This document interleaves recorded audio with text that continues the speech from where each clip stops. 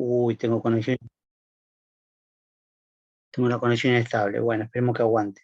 ¿Cómo andan en general? Bueno, ya tienen la Hola, nota. buenas noches. Tienen la nota, al final pude corregir.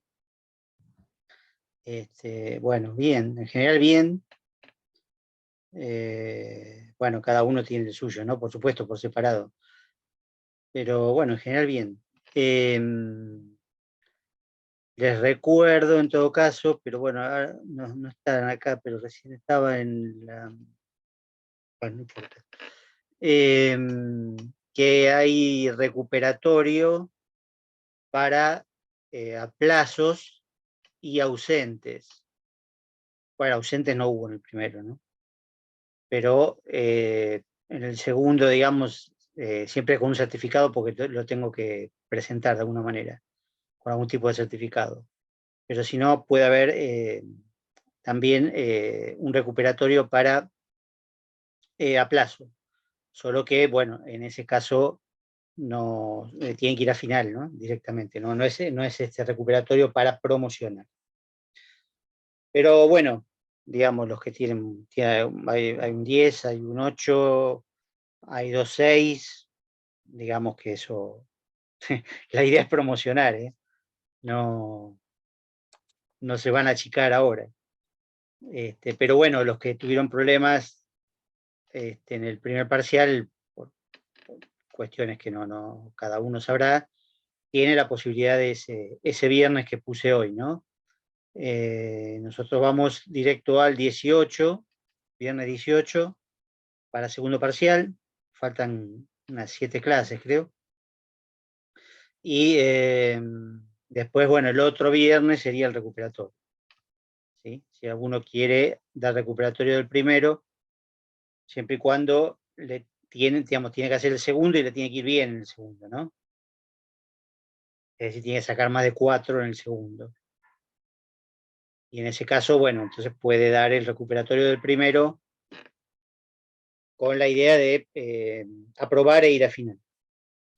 Fecha de final no hay, eso no, eso seguro que no. Eso puede ser principio de diciembre o fin de diciembre, no hay posibilidades de cambiar. Igual tampoco es obligatorio que se presenten, digamos, ¿no? Al final, digamos, tienen 3 turnos para presentarse y pueden presentarse en diciembre, en febrero o en julio del año que viene. Así que tampoco ahí hay obligatoriedad, digamos, porque por ahí si les queda muy cerca, no tienen tiempo de estudiar, qué sé yo. Bueno, eso nada más, ¿no? Después lo puedo escribir, lo puedo poner por escrito también, ¿no? Hoy se me ocurrió poner las dos fechas porque creo que no habíamos hablado de eso, de la segunda parte. Entonces, bueno, puse las 2 fechas que tenía yo. Son 2 viernes seguidos. Y bueno, no se pueden cambiar por la cuestión de la sede. Ahora, no sé si va a ser Avellaneda. Pienso que sí. Pienso que va a volver a ser Avellaneda como el otro día. La otra vez fue Paternal las 2 veces. Pero bueno, nadie daba recuperatorio igual. Así que no me dieron fecha de recuperatorio. No fue necesario. Pero en este caso, bueno, eso lo ven ustedes. Si tienen alguna consulta, me la pueden hacer después, pero si es algo personal, me lo pueden hacer también por mail, qué sé yo. No hay ningún problema. Lo que tenemos que ver ahora es retomar un poco Benveniste, pero el segundo artículo, que es el aparato formal de la anunciación, que yo se los tuve que mandar porque siguen sin estar los PDF en el campus. No lo pudieron solucionar, es cosa medio misteriosa, evidentemente lo hackearon específicamente para que no haya PDF. La verdad que no se explica muy bien. Así que les voy a ir la próxima que les mande por ahí mañana. Sí, sí, decime. Sí, en algunas de las otras carpetas, de las otras materias, los PDFs solamente se pueden ver cuando están dentro del link de las clases. Pero cuando están sueltos, los PDFs no se ven tampoco, igual que en el caso de esta materia. Pero cuando están adentro de las, de- del link que te lleva a la clase, sí. ¿Y cómo adentro del link? ¿Vos decís adentro de la comisión? No, o sea, hay como hay como un dibujo de un globito, que es el que el link que te lleva directo a la clase, cuando vos entras a esa como carpeta dentro de carpeta, te deja ver los PDFs que están adentro. No sé, porque así lo pudo hacer en pensamiento científico y en biología, pero en este caso como que no se podía ver ninguno. Porque deben haber hecho quizás un Google Drive. Quizás era un Drive con un link, y entonces al abrir el link, sí, eso es. Ves lo que está dentro. Me lleva al Drive, claro, a mí me lleva cuando lo veo desde ahí. Bueno, eso también sí puede ser. Eso podría ser una posibilidad. Pero, digamos, me parece lo mismo que se los mande por mail a medida que lo vamos viendo. Sí, para mí sí. Porque para qué adelantarse, digamos, y además podría abrir un Drive y también sí, podría intentar y abrir un Drive en la parte de mi comisión y meter todo ahí. Pero bueno, vemos, en todo caso vemos. Lo que pasa es que como se los voy mandando a medida que lo necesitamos, por ahí es más práctico que meter un Drive con un montón de cosas y después tener que decirle qué es lo que va, etcétera. Sí, es verdad. Qué sé yo, pero debe ser eso, debe ser que hicieron un Drive. La otra vez habían hablado en el WhatsApp de los docentes nuestros de semiología, habían hablado de esa posibilidad, porque nos habían prometido que se iba a arreglar. Entonces después, claro, no hicimos eso, no hicimos un Drive, porque nos dijeron que se iba a arreglar. Y entonces nos dijeron, bueno, mientras tanto vayan mandándolo por mail a los alumnos, según lo que cada docente esté dando, ¿no? Algunos están más adelantados, algunos no.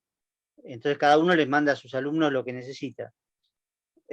Y nos prometieron que lo iban a arreglar, pero hoy justo algunos pidieron material porque no lo podían bajar del campus. Y bueno, entonces estamos otra vez como al principio.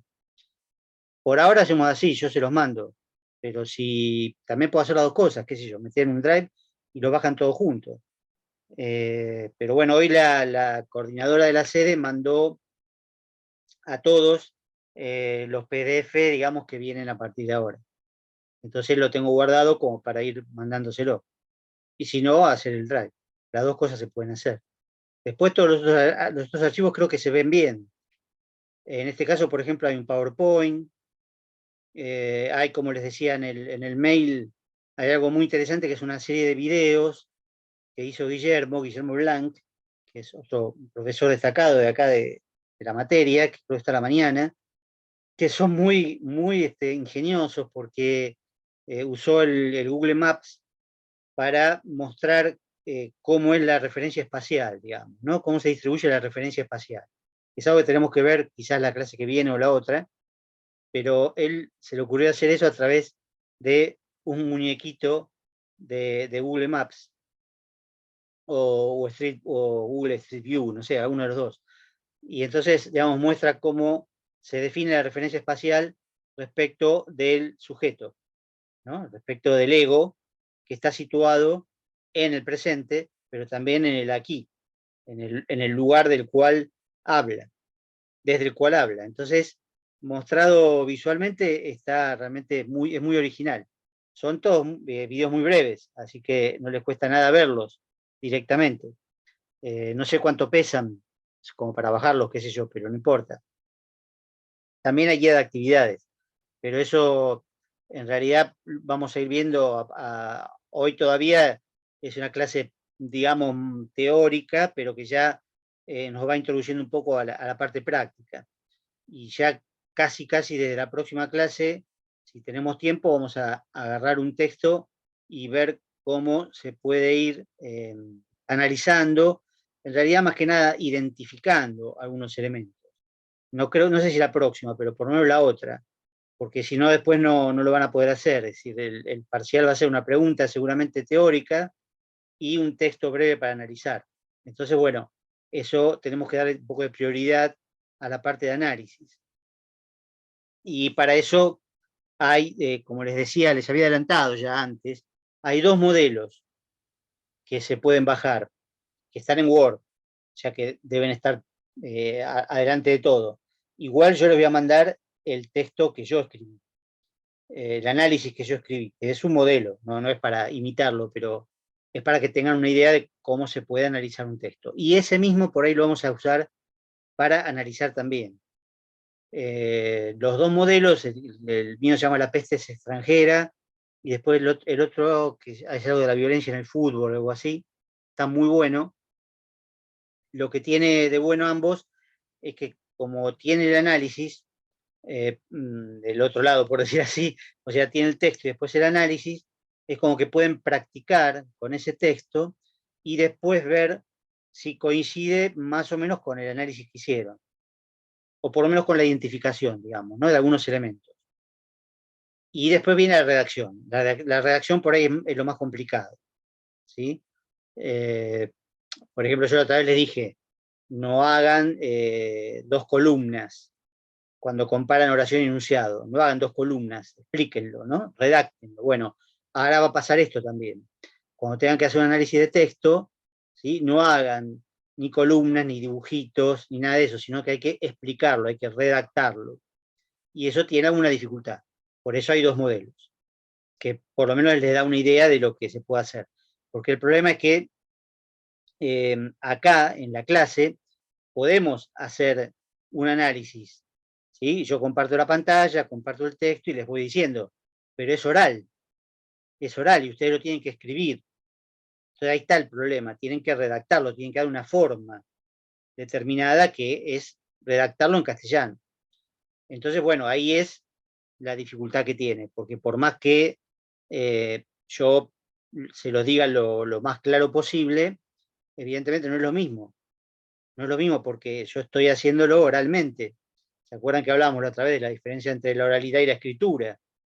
¿No? Bueno, justamente, la oralidad tiene sus características y yo voy a utilizar todos los recursos que tiene la oralidad, pero no lo voy a escribir en la pantalla, ¿sí? Pero por lo menos está el ejercicio resuelto, entre comillas, porque tampoco es matemática, se puede hacer de varias maneras, ¿sí? Pero por lo menos para que aprendan a citar una parte, una palabra, un enunciado, ¿sí? Entre comillas o entre paréntesis, o con bastardilla, digamos, para que sea claro y se sepa cuál es la voz de ustedes y cuál es la voz que están citando en el texto. Si se refieren a un verbo, bueno, cómo ponen el verbo, si se refieren a un pronombre, cómo ponen el pronombre, bueno, todo ese tipo de cosas que no se solucionan con listas o dibujitos. O algunas personas que por ahí hacen colores, ponen con colores, no, nada de eso, porque eso no se entiende nada. Llega un punto que no se entiende nada, pero además tienen que practicar también la redacción de un análisis. ¿Sí? Que bueno, no es nada fácil, pero bueno, por lo menos un intento, ¿no? Por lo menos un intento. Eh, como les decía la otra vez, bueno, teníamos antes talleres donde hasta cierto punto se practicaba esto también, pero era otra clase más. Aparte de las 4 horas de teoría, había 2 horas de taller, donde todos los días se hacían trabajos de escritura y se corregían.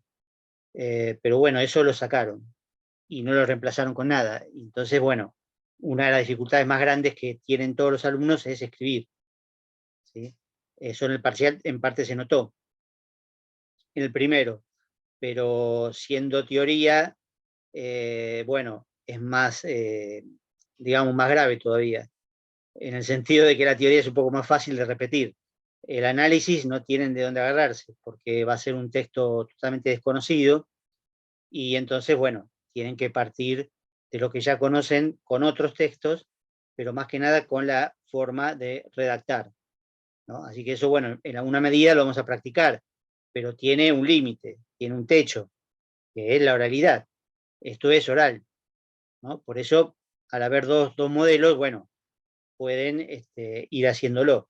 Pueden tomar algún otro texto de los que hay en las guías de actividades y hacerlo y me lo mandan para corregir. Pero eso, bueno, cuando ya empecemos con los temas, porque hasta ahora no hemos visto ningún tema, digamos. O sea, vimos la parte teórica, ¿no? Que hoy vamos a volver a ver algunos de los dibujitos que había por ahí de enunciación, ¿no? Pero básicamente, bueno, la noción de enunciación que introdujimos también, que esto es importante porque la introduce Benveniste, no Bakhtin. Si Bakhtin no habla de enunciación, Bakhtin habla de enunciado. Pero claro, el enunciado, como vimos la otra vez, la última clase, implica enunciación. La enunciación es el acto, ¿no? La producción de enunciados, es verdad. Y la definición técnica o teórica, en realidad, que da Benveniste en este artículo, es que la enunciación es justamente un acto individual por parte de un hablante que se apropia del sistema de la lengua para ponerlo en funcionamiento, para usarlo. Y bueno, por supuesto, en ese proceso, digamos, porque es un proceso, es una instancia, un hecho, un acontecimiento, si se quiere, produce enunciados, desde ya. O sea, no puede haber enunciación sin enunciados, ni enunciados sin enunciación. ¿Recuerdan el ejemplo que vimos la última clase, justo al final, digamos, que era el tema de la llamada? ¿Se acuerdan que decíamos la llamada? Bueno, ¿qué significa la llamada? Bueno, la llamada puede significar el hecho de haber llamado, es decir, la enunciación, y lo que se dice en la llamada, que es el enunciado. Bueno, esto es lo que a partir de ahora empezamos a tratar de ver. Al principio del artículo dice algo que es medio difícil de entender. Yo reconozco que es bastante difícil, pero no es tampoco tan grave. Ustedes ya lo saben porque saben algo de Saussure, etc. Él distingue entre el uso de la lengua y el uso de las formas de la lengua. Bueno, el uso de la lengua es justamente esto, es decir, poner la lengua en funcionamiento concreto. El uso de las formas de la lengua es lo gramatical. Las formas tienen que ver con lo gramatical. ¿Sí? Un poco lo que podríamos desarrollar o relacionar, perdón, con Bakhtin. Cuando Bakhtin dice, bueno, la oración tiene una unidad gramatical, una forma gramatical. Pero el enunciado es el uso concreto, ¿sí? Del lenguaje, dice. Bueno, Benveniste retoma esto, pero desde Saussure, y dice, bueno, una cosa es usar las formas de la lengua, otra cosa es usar la lengua. Las formas, por supuesto, están en la lengua, están previstas para ser usadas, pero después hay que usarlas. Y usarlas se usan en la enunciación, produciendo enunciados. Y este uso, cosa que un poco adelantamos la otra vez, va a encontrar varias características, en principio, que lo primero son los pronombres, ¿no? Los primeros son los pronombres o todas las formas asociadas a lo pronominal. ¿Se acuerdan que tiene que ver con la persona? ¿No? Ahora vamos a ver el dibujito, un poco que ya habíamos visto la otra vez, pero con un agregado, ¿sí? En la categoría de persona, en castellano, se realiza mediante pronombres, ¿no? Como yo, tú, él, ¿no? Que son los tres pronombres en singular, después en plural, por supuesto, se transforman en nosotros, ustedes, ellos, ellas, nosotros, nosotras también, y las formas inclusivas, por supuesto, que se pueden incluir, ¿no? También, justamente.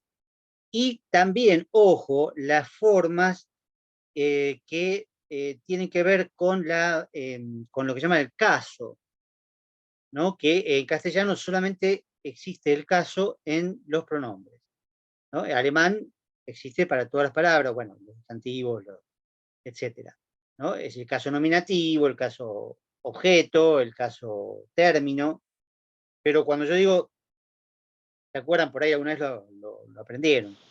Yo, me, mí, ¿sí? Tú, te, ti, ¿sí? O él, se, sí. Bueno, esas formas pronominales son equivalentes, ¿sí? Yo, me, mí, es igual, solo que me sirve para objeto directo e indirecto, y mí para término. Cuando yo digo para mí, o por mí, ¿sí? O de mí, ¿sí? Pero es lo mismo que decir para yo.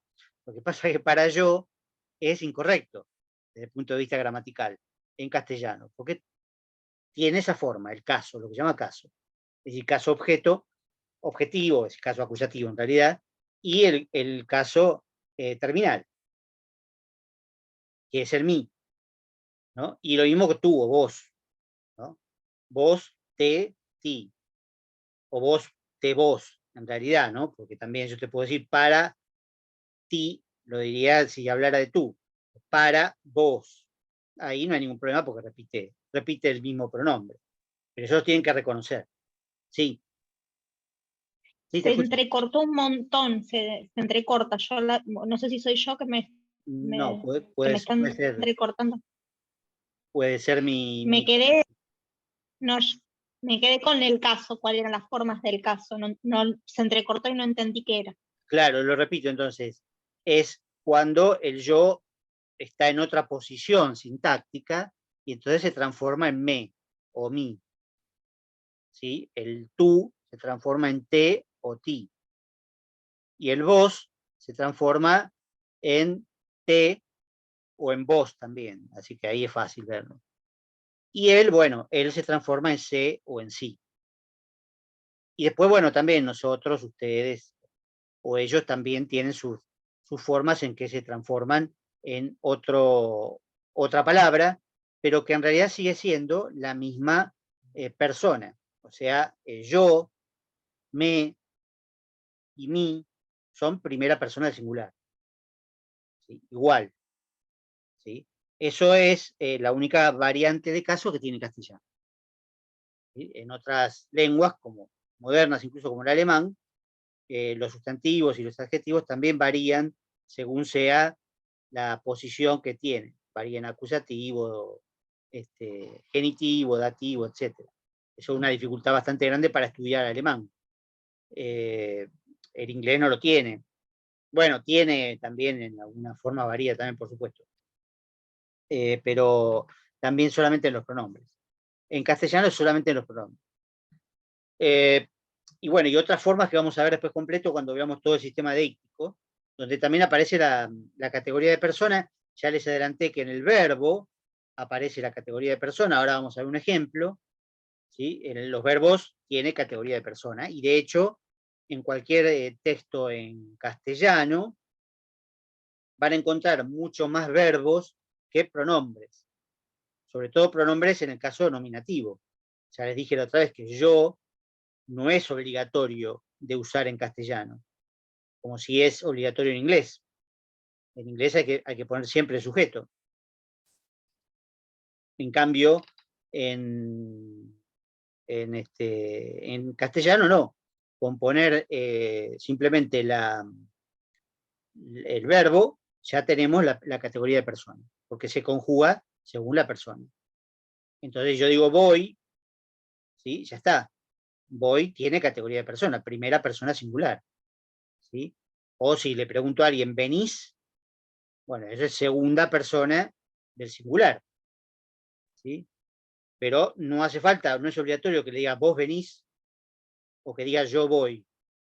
En general no se usa esa forma, salvo que uno la quiera contrastar o enfatizar yo o vos. Pero si no, no hace falta. ¿Sí? En cambio, recuerden que en inglés es obligatorio.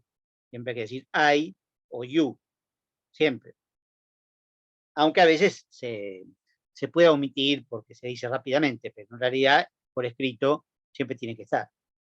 ¿No?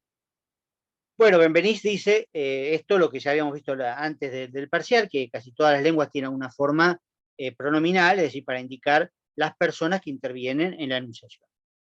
En el caso de castellano serían primera, segunda, tercera, singular y plural. Después vamos a ver que los plurales tienen bastantes complicaciones en castellano, ¿no? Los singulares no tanto, yo y vos, nada más. O las variantes, por supuesto, del tú y el usted. Pero la segunda persona es igual, digamos. Si se dice yo, perdón, si se dice tú, vos o usted, siempre es segunda persona singular. Ahí no hay problema. Nosotros no usamos el tú, por supuesto, pero lo podemos encontrar escrito. Lo mismo que vosotros. Vosotros no lo usamos, se usa en España nada más, pero podemos encontrarlo escrito. Entonces tenemos que reconocer que el vosotros es segunda persona plural, como ustedes. Pero en Latinoamérica se usa ustedes. Y en Latinoamérica se usa tú, no vos. Vos se usa en algunos lugares. En algunos lugares es verdad que se usa también el voceo. pero igual al castellano, al argentino, digamos, al castellano argentino, pocos lugares.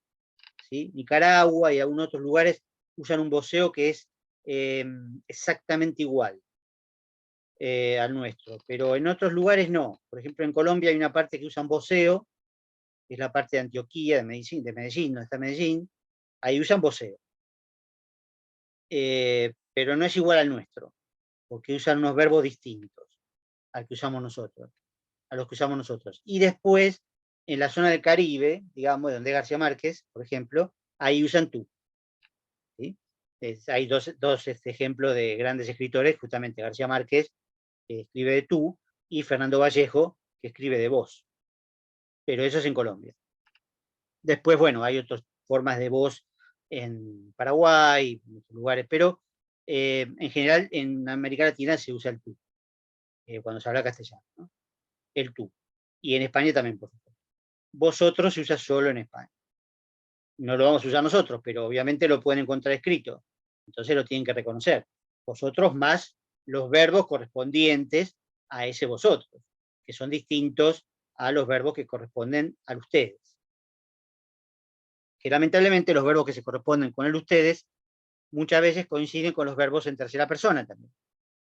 Con lo cual hay a veces alguna dificultad para reconocer si se trata de segunda persona o tercera persona plural. ¿Sí? Eso es lo que la otra vez les decía, la dificultad de identificar o reconocer formas enunciativas cuando uno es un tercero. Es decir, cuando uno no está involucrado en la enunciación original, sino que es alguien que hace un análisis posterior, como es el caso nuestro. Hacemos un análisis posterior a la enunciación original. Porque en realidad, los que están involucrados en la enunciación original es probable que entiendan todo, que entiendan perfectamente los pronombres, los verbos, etcétera, porque para eso está. Ya lo dice Bastián, uno habla para el otro, habla para ser entendido, digamos, pero por el otro, no por un tercero que va a venir después a reconstruir todo el sistema pronominal que esté ahí. Entonces, claro, si en ustedes, o sea, la segunda persona plural, los verbos coinciden con la tercera persona, bueno, puede haber muchas dudas. ¿Sí? Lo mismo que pasa con el pronombre su. Su significa de usted, pero también significa de él, o de ellos, o de ella. ¿Sí? Entonces, claro, ahí también puede haber alguna duda respecto de la referencia pronominal. ¿Sí? ¿A qué se refiere el su? Hay un chiste famoso al respecto, pero bueno, mejor no recordarlo. Pero es verdad que si uno dice su de usted, ¿sí? Se confunde con el su de él, ¿no? Como debe ver el chiste, bueno, obviamente alguno recordará por ahí, ¿no? Del patrón que manda al empleado a espiar a la esposa, ¿no? Y el empleado cuando le da el informe, le dice, sí, bueno, se encontró con fulano, pero bueno, fulano fue a su casa, salió con su esposa, etcétera, etcétera. Y entonces el jefe le dice, ah, bueno, entonces está todo normal. O sea, si fulano fue con su esposa o fue a su casa, está todo normal. Y entonces el empleado le pregunta, ¿lo puedo tutear para que me entienda bien? Porque ese su era de usted, no de él. Entonces, bueno, no, se fue con tu esposa, tu casa, etc. Bueno, esta es la diferencia del problema del su, que en inglés no existe igual, digamos, en cuanto por lo menos al género, porque el género varía, el su, his es su de él y her es su de ella. Entonces ahí no hay tanto problema. Pero bueno, digamos en castellano sí hay problemas, porque cada vez que aparece su, hay que saber a qué se refiere. Bueno, y después del tema de los pronombres, habla en general de las marcas temporales, de la temporalidad. Ya veníamos arrastrándolo un poco de lo que es el primer artículo, el de la subjetividad, ¿no? En el lenguaje. Bueno, las marcas temporales que se correlacionan justamente con el presente, pasado y futuro, que también tienen formas especiales que después vamos a ver, más los verbos que también están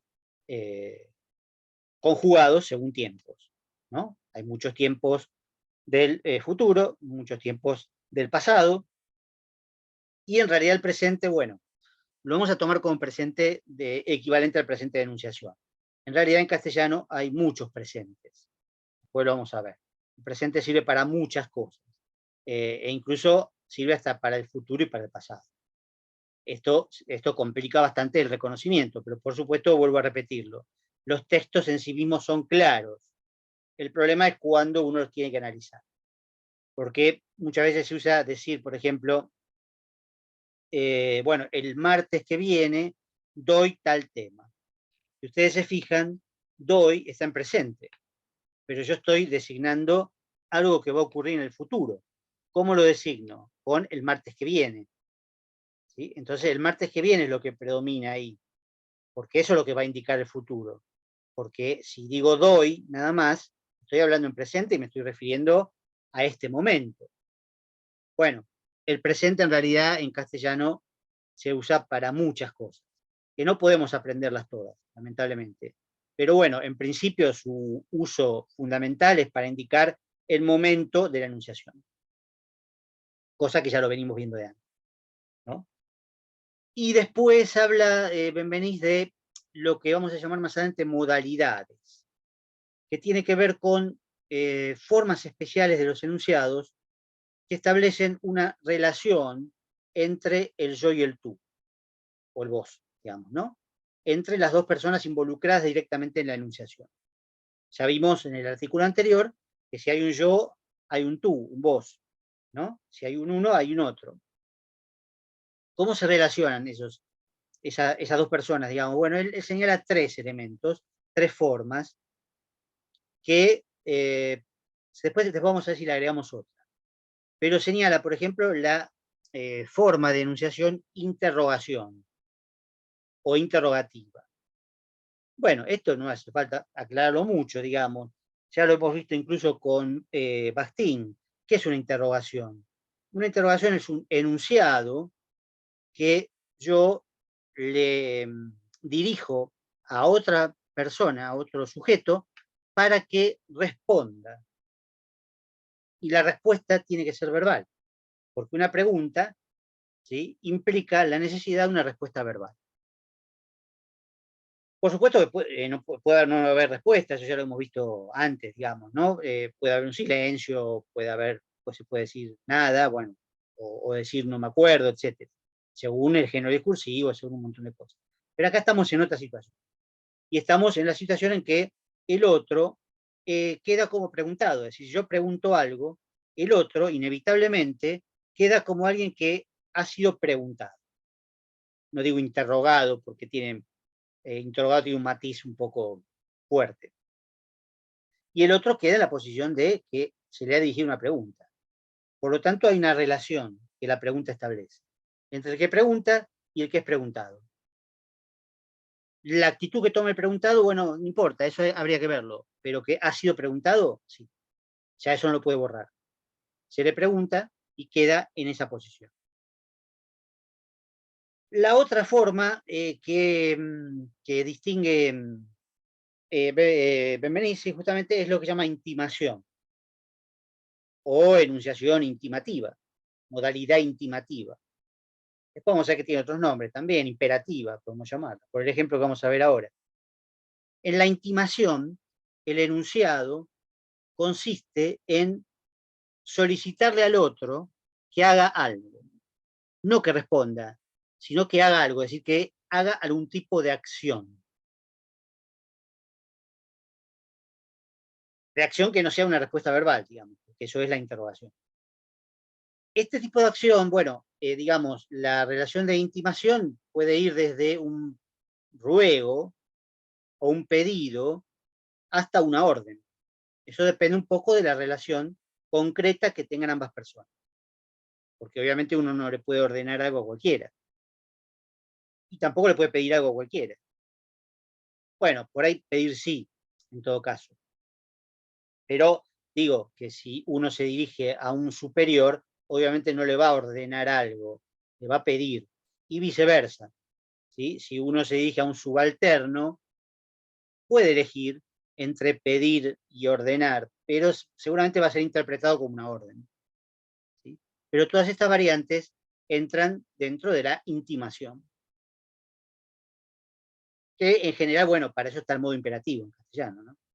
Pero se puede utilizar de otras maneras. No es solo que siempre va a estar en modo imperativo.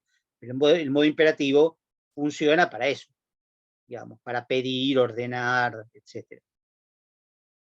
Y después la tercera que él señala es la aserción. Aserción incluye tanto la afirmación como la negación. Porque en general pronto se va a terminar, pero bueno, seguimos después, recuerden. Uno cree que la aserción siempre es afirmación, ¿no? Cuando se dice asertivo, parece que asertivo sea afirmativo, y no es así. La aserción puede ser afirmativa o negativa. Es decir, puede ser llueve o no llueve. Es un lindo día, no es un lindo día. Ambas son aserciones. ¿Sí? ¿Y por qué es una relación con el otro? ¿Sí? Eso también para Benveniste es un aporte, digamos, ¿no? Ahora nos parece quizás evidente, pero por cosas que hemos aprendido antes, pero Benveniste la introduce como una especie de novedad porque dice, en la aserción también hay una relación con el otro, que es que si yo digo que llueve, me comprometo ante el otro con la verdad de lo que digo, o de lo que creo, que puede ser que en realidad no llueve, pero creo que llueve, ¿sí? Pero no estoy mintiendo, porque si no sería contradictorio conmigo mismo. Por supuesto que se puede mentir, existe la mentira, pero quiero decir, el compromiso con el otro es decir la verdad, porque si no estaría diciendo es mentira, estoy mintiendo, y sabemos que eso implica una paradoja.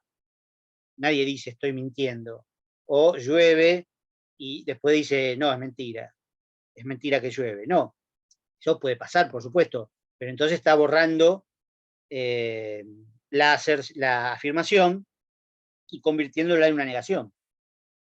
Estamos en lo mismo, ¿no? Como cuando uno dice algo y después dice, no, es broma.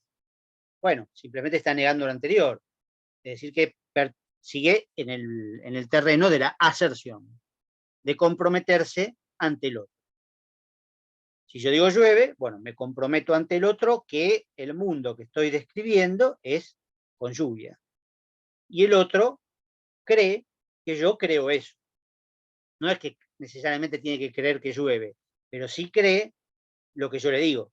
Que yo le estoy diciendo algo que considero verdadero para mí. Recuerdan la valoración en términos de Bakhtin, ¿no? El enunciado siempre incluye una valoración. Bueno, el otro está en condiciones de creer en mi valoración, no estar de acuerdo, ¿sí? Sino de creer que yo valoro de esa manera. Si yo digo es un lindo día, el otro no tiene por qué estar de acuerdo en que es un lindo día. Lo que entiende es que yo creo que es un lindo día.